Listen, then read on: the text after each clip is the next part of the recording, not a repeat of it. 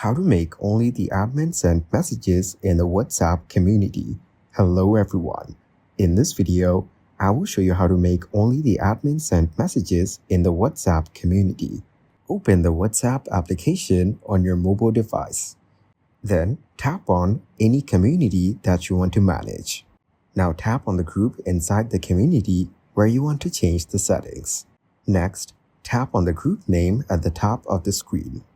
Now scroll down and tap on Group Permissions. Here, turn the toggle off for send messages so only admins can send messages. Also, turn the toggle off for edit group settings so members cannot change the group info. Now go back and tap on Announcements from the community page. Then, tap on the group name at the top again to check that only admins can send messages. Thank you guys for watching this video. Hope you got some value. Make sure to like the video and subscribe to the channel to get notified of new videos. See you in the next one.